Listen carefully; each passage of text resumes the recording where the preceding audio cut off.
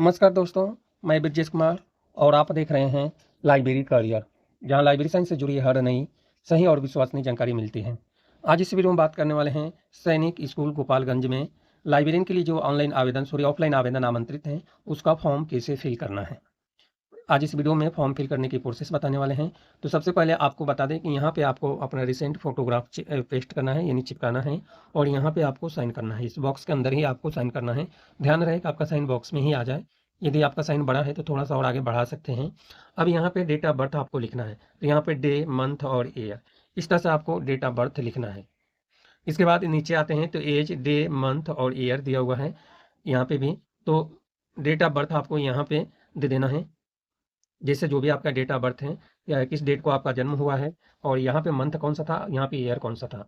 यहाँ पे एज जो है कैलकुलेट करना है आपको। तो एज की डिटेल जानकारी आपको कैसे निकालना है, इसके लिए मैं लेकर चल रहा हूँ क्रोम ब्राउजर में, वहाँ से बताऊंगा कि एज कैलकुलेशन कैसे करना।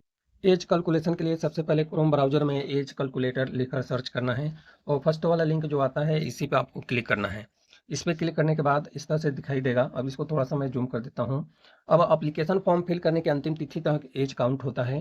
तो सैटरडे को एम्प्लॉयमेंट न्यूज में यह नोटिफिकेशन पब्लिश हुआ था, और उसी दिन से जो है 21 दिन काउंट करेंगे। तो लगभग 20 जून तक आपका है। तो नीचे यहाँ पे 5 जून जो दिया है, इसकी जगह पे आपको कर देना है 20 जून।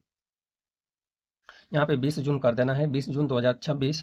और जो आपका डेट ऑफ बर्थ है वो फर्स्ट वाले में आपको फिल कर देना है। यहाँ पे जो है किस मंथ में है वो मंथ आपको सेलेक्ट करना है। डे में जो है किस डेट को जन्म हुआ और किस ईयर में आपको जन्म हुआ है। उसके बाद यहाँ पे कैलकुलेट पे क्लिक करना है। तो आपका डेट ऑफ बर्थ का कैलकुलेट करके डे, मंथ और ईयर, यानी साल के हिसाब से आ जाएगा। तो यही जो है वो जानकारी आपको वहाँ पे फिल करना है। अब मैं लेकर चल रहा हूँ आपको फॉर्म पे, जहाँ से डिटेल जानकारी बताने वाले हैं कि फॉर्म कैसे फिल करना है। तो अभी यहाँ पे हम लेकर आ गए हैं आपको फॉर्म पे। फॉर्म में फिल करने के लिए यहाँ पे आपका डेट ऑफ बर्थ जैसे हैं, यहाँ पे डे, मंथ और ईयर मतलब साल भर देना है। यहाँ पे जो आपने कैलकुलेट किया है तो कितने दिन हो गए, कितने मंथ होंगे और कितने साल होंगे, वो साल यहाँ पे भर देना है। अब जेंडर में मेल हैं, आप फीमेल हैं, जो भी हैं आपको यहाँ पे लिख देना है। कैटेगरी में जो आपकी कैटेगरी है, यहाँ पे कैटेगरी आपको लिख देना है, किस कैटेगरी से आप बिलोंग कर रहे हैं। यहाँ पे दिया है फर्स्ट नंबर पे application for the post apply, यानी किस पद के लिए आप अप्लाई कर रहे हैं। तो एक खाने में एक ही लेटर लिखना है, और वो भी कैपिटल लेटर में लिखना है। तो आप लाइब्रेरियन के लिए अप्लाई कर रहे हैं तो एक एक खाने में करके एक एक शब्द आप लाइब्रेरियन लिख सकते हैं। तो वही आपको लिखना है। अब नीचे आते हैं तो यहाँ पे कैंडिडेट नेम, नीचे आपको नेम लिखना है। जैसे मेरा नाम ब्रजेश कुमार है, तो आपका नाम ब्रजेश कुमार शर्मा है या जो भी है। तो ये ध्यान रखना है कि ब्रजेश के बीच में आपको एक खाना का ब्लैंक छोड़ देना है, उसके बाद ही कुमार लगाना है। और कुमार के बाद भी यदि और बड़ा नाम है तो एक खाना खाली छोड़कर आगे बढ़ना है। अब यहाँ पे दिया है फादर नेम या हस्बैंड नेम, जो जो भी इसमें जानकारी फिल करना है कैपिटल लेटर में फिल करना है। यदि आप हस्बैंड नेम लिख रहे हैं तो फर्स्ट वाले लिंक में क्लिक करेंगे। यदि आपको फादर नेम नीचे लिखने वाले हैं तो यहाँ पे फादर वाले लिंक पे क्लिक कर देंगे, फादर वाले बॉक्स में, और यहाँ पे फादर का नेम लिखना है। लिखने का प्रोसेस वही है, कैपिटल लेटर में एक खाने में एक ही जो है लेटर आएगा, और अल्फ़ाबेटिकल में लिखना है। सब कैटेगरी, या आप इसमें से कोई डिसेबिलिटी हैं या रेगुलर सर्विसमैन हैं या इसमें से कुछ भी आपके अंदर है तो ही आपको करना है। जैसे यहाँ पे दिया है डिसेबिलिटी के लिए, और यहाँ पे फिजिकल हैंडीकैप के लिए दिया है, और यहाँ पे सब कैटेगरी सेकंड में जो दिया है सैनिक स्कूल के यदि आप एम्प्लॉय हैं तो आप यहाँ पे डिटेल जानकारी आपको भरना है। और फीमेल के लिए यहाँ पे दिया, आप फीमेल हैं तो फीमेल भरेंगे, रेगुलर सर्विस है तो यहाँ पे रेगुलर करेंगे, और यहाँ पे एम्प्लॉय का डिटेल वो भी रेगुलर एम्प्लॉय का, जो कि सैनिक स्कूल से ही रिलेटेड है। सब कैटेगरी 4 में हैं एक सर्विसमैन के लिए, यदि आप हैं तो इसको फिल करेंगे, अदरवाइज इसको आप ज्यों का त्यों छोड़ देंगे। अब नीचे आते हैं तो यहाँ पे एप्लीकेशन फीस, आपको पता है कि डीडी बनाकर एप्लीकेशन फीस पे करना है। हमारे पास आज ही कमेंट आया था कि सर हम एसबीआई कलेक्टर के थ्रू पे कर दें, तो हमने बोल दिया कि भाई आप नोटिफिकेशन रीड करो, क्योंकि नोटिफिकेशन में ऑलरेडी लिखा है कि डीडी बनाकर पे करना है, और आप अलग से अपने अलग से लगा रहे हैं, तो ऐसा पॉसिबल नहीं होती है। अब यहाँ पे आपको जो है डीडी नंबर आपको लिखना है फर्स्ट वाले में, यहाँ पे किस डेट को डीडी बना है वो डेट लिखना है। यहाँ पे बैंक का नाम लिखना है, एसबीआई में आपने डीडी बनवाया या जो भी बैंक है। यहाँ पे ब्रांच का एड्रेस देना है, एसबीआई तो लिखना ही है। एसबीआई के अलावा कौन से प्लेस पे आपका ब्रांच है उस प्लेस का नाम दे देना है। यहाँ पे ब्रांच कोड दे देना है, और कितने का आपने डीडी बनाया वो डीडी का अमाउंट यहाँ पे भर देना है। अब नीचे आते हैं, इससे और नीचे यहाँ पे एड्रेस पूछ रहा है, तो एड्रेस में यहाँ पे आएगा नाम, यहाँ पे फादर नेम आएगा। अब यहाँ पे आपको पूरी एड्रेस देना है यहाँ से लेकर यहाँ तक, अब यहाँ पे सिटी जो है सिटी भरना है, यहाँ पे स्टेट कौन सा है भरना है और यहाँ पे पिन कोड भरना है। नीचे जो है 7.1 में जो है यहाँ पे स्टडी नंबर जो आपके पास होगा नहीं, इस कॉलम को ज्यों का त्यों छोड़ देना है। यहाँ पे जो आपको भरना है, यहाँ पे अपना मोबाइल नंबर भरना है, जो भी आपका मोबाइल नंबर है मोबाइल नंबर भरना है। और नीचे आपको जीमेल, जो आपकी जीमेल आईडी है वो जीमेल आईडी भरना है।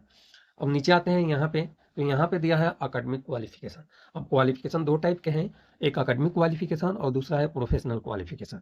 यहाँ पे जो है लाइब्रेरी साइंस के लिए आप अप्लाई करना चाहते हैं तो लाइब्रेरी साइंस वाला क्वालिफिकेशन इस वाले बॉक्स में नहीं आएगा, वो आएगा इसके नीचे। तो अभी हम बता देते हैं। अब यहाँ पे हाई स्कूल में आप कब पास हुए थे वो डिटेल जानकारी लिखना है। कितने अंक का आपका मार्क्स था, यानी पेपर था। पूरे हाई स्कूल में 600 अंक का उत्तर प्रदेश में होता है। बिहार में कितने अंक का था, यदि आप बिहार से अप्लाई करते हैं तो वो टोटल मार्क्स यहाँ पे देना है और टोटल में से आपने कितना अंक पाया है वो मार्क्स यहाँ पे देना है। यहाँ पे आपको परसेंटेज लिखना है। यहाँ पे जो है सब्जेक्ट स्टडी, यदि आप आर्ट सब्जेक्ट से पढ़े हैं तो यहाँ पे आर्ट से लिख देंगे, यदि साइंस से आपने पढ़ा है तो यहाँ पे साइंस लिख देंगे। और यदि आप सब्जेक्ट लिखना चाहते हैं तो 4 सब्जेक्ट जो मेन होता है ऑप्शनल को छोड़कर वो सब्जेक्ट आपको यहाँ पे लिख देना है। आपके पास दोनों ऑप्शन है, दोनों में से कोई भी लिखते हैं, कोई ऑब्जेक्शन नहीं आने वाला है। अब यहाँ पे जो है हाई स्कूल आपके कितने साल का था, 1 साल का है तो 1 साल यहाँ पे कर देंगे, 2 साल का होता है तो 2 साल कर देंगे।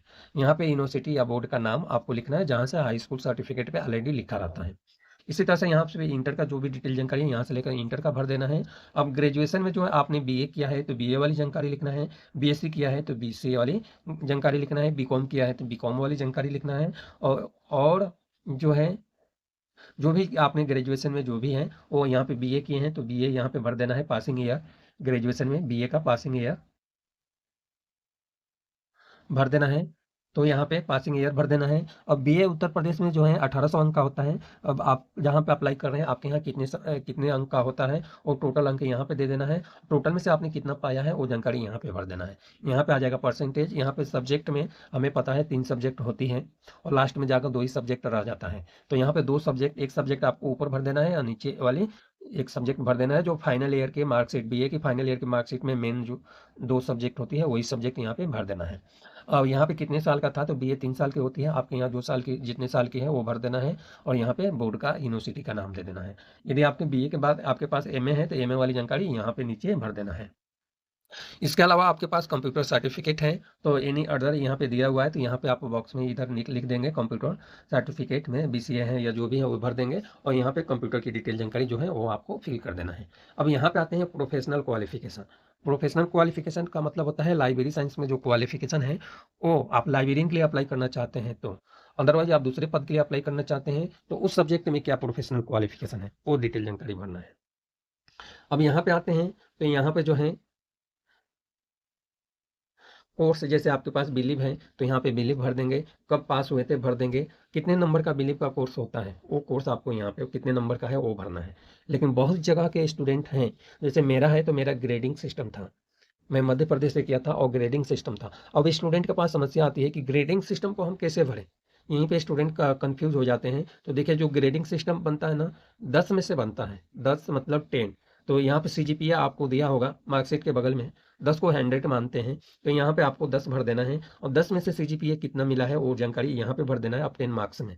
और यहाँ पे आपको परसेंटेज दे देना है। सब्जेक्ट में लाइब्रेरी साइंस आ जाएगा या लाइब्रेरी इंफॉर्मेशन साइंस, LIS आप कर सकते हैं। जिसके मार्कशीट में लाइब्रेरी साइंस दिया है वो लाइब्रेरी साइंस भरेंगे और किसी का मार्कशीट में लाइब्रेरी इंफॉर्मेशन साइंस दिया है तो LIS कर देंगे।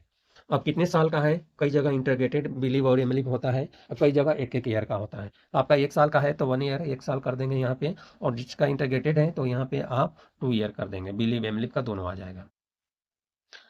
और यहाँ पे जो है यूनिवर्सिटी किस यूनिवर्सिटी से किए हैं, इसी तरह से यहाँ पे एमलिप का डिटेल जानकारी आपको पूरी फिल कर देना है। ईजी है, इजीली तरीके से आप फिल कर सकते हैं। अब थोड़ा सा और नीचे आते हैं। अब यहाँ पे आते हैं तो पॉइंट नंबर जो 10 है, यह जो पॉइंट है यह लाइब्रेरियन के लिए नहीं है, यह जो पॉइंट है यूडीसी और एलडीसी के लिए है। तो इसलिए इस पॉइंट को यदि आप लाइब्रेरियन के लिए अप्लाई करना चाहते हैं तो ज्यों का त्यों आपको छोड़ देना है, इस पर कुछ नहीं करना है। इसके नीचे आते हैं एक्सपीरियंस। एक्सपीरियंस वाले, यदि आपके पास एक्सपीरियंस है तो ही इस कॉलम को फिल कीजिए, अदरवाइज इस कॉलम को फिल ना करें। अब जिसके पास एक्सपीरियंस है उसके लिए मैं बता दूं कि यहाँ पे आपका पोस्ट लिखना है कि उस टाइम जो आप काम कर रहे थे तो क्या पोस्ट था, यहाँ पे डिपार्टमेंट देना है, यहाँ पे संस्था का नाम यानी गवर्नमेंट जो है गवर्नमेंट रिकग्नाइज्ड बॉडी आपका जो भी है वो देना है, प्राइवेट है, से प्राइवेट सेक्टर है या जो भी है वो देना है। यहाँ पे कब से आपने काम किया और कब तक किया, और यहाँ पे दिया है जो है कितने साल और मंथ आपने काम किया वो भरना है। यहाँ पे नेचर ऑफ ड्यूटी, यदि लाइब्रेरी में आप भरना चाहें तो नेचर ऑफ ड्यूटी इसमें आएगा नहीं, तो लाइब्रेरी ऑपरेशन लिख देंगे तो पूरा सब्जेक्ट आ जाएगा। यहाँ पे जो है स्केल ऑफ पे और सैलरी जानकारी भरना है, तो यह जानकारी आपको दे देना है। इस तरह से प्रोसेस कर लेना है। यहाँ पे आता है interested and hobby.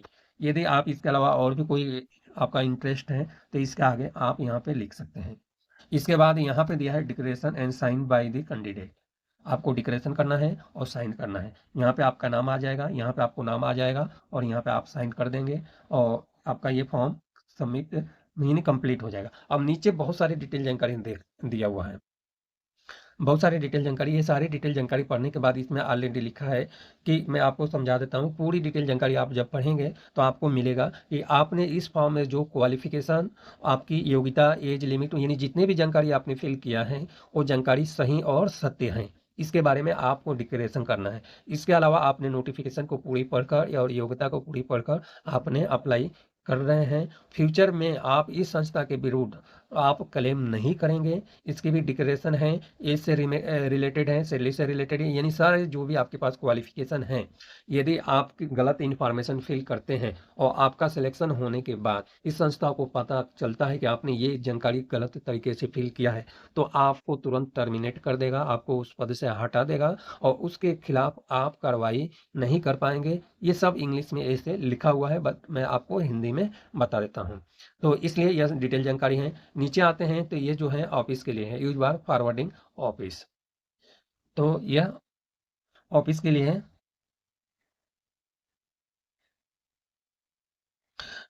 Use of the forwarding office है, इसमें आपको जो है नेम ऑफ द ऑफिस आएगा, यहाँ पे डेट आएगा, एड्रेस आएगा, कोड आएगा, यहाँ पे आपका नाम रहेगा, यहाँ पे ये सब ऑफिस के लिए, फॉरवर्डिंग ऑफिस के लिए। इस तरह से आपका एप्लीकेशन फॉर्म ये फिल करते हुए हमने वीडियो बता दिया है, पूरी जानकारी बता दिया है कि कैसे फॉर्म फिल करना है, और आशा करते हैं कि आप इस वीडियो को देखकर अच्छे से फॉर्म फिल कर पाएंगे। धन्यवाद, मिलते हैं अगले वीडियो में लाइब्रेरी करियर चैनल पर।